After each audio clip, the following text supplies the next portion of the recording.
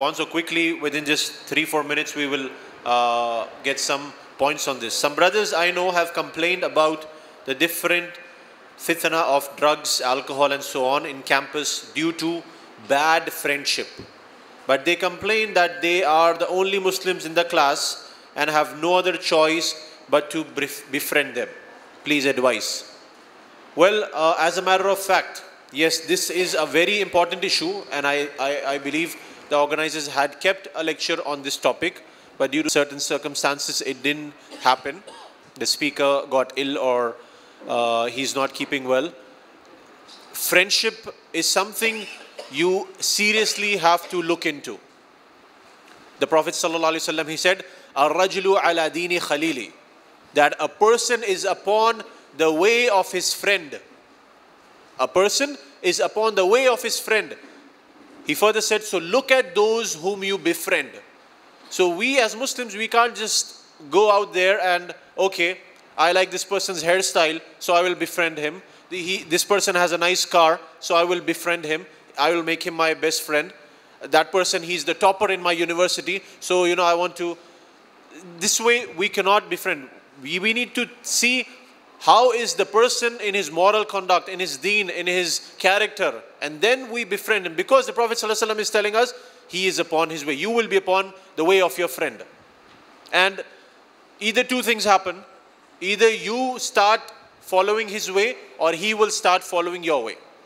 Okay? So for example, if you have a friend, maybe who is having an evil lifestyle, he is not into good things. Now you come to know, okay, you want to abstain from these things. Now if you are influencing him, he's quitting alcohol, cigarettes, affairs, songs, all these. If you are influencing him, alhamdulillah, continue. Keep influencing him and inshallah get him to the right track. And if you see it positively. But if he is influencing you, you went to give him da'wah and he did da'wah upon you. You went to tell him that stop alcohol and drugs, but with his influence you started cigarettes, smoking, then it's the danger line. So either you will influence him or he will influence you, but this influence will be there. You cannot say, okay, I am a practicing Muslim, I don't listen to music, I don't watch movies, but my friend, he enjoys all these things, but we are good friends. We hang out together. No, this cannot happen. We are lying to ourselves. What type of friends did Abu Bakr and Umar have? If you see, did they hang out with Abu Jahl and Umayyah bin Khalaf? Did they hang out and went out for dinner and they had tea parties? No. They always had good companionship. When you die, whom do you want to be in the first row of your janazah? Are your friends. If it is some alcoholic, some drunkard, what benefit you get? So take care of whom you befriend. And the point the brother is mentioning, this is very true. Alcohol, drugs, cigarettes, all these things. The first person to make you do all these things usually is your friend. At school, college, university. So you need to cut off your friendship with them. This is how we protect our deen. And the Prophet ﷺ, he had always around him good people. The Sahaba, they had good people. They used to protect their deen. So this way, if you're giving da'wah to a person, that's a different thing. You move on, you don't get influenced. But when we talk about close friends, like the person he mentioned, there are no other Muslims in the class. Okay, no problem.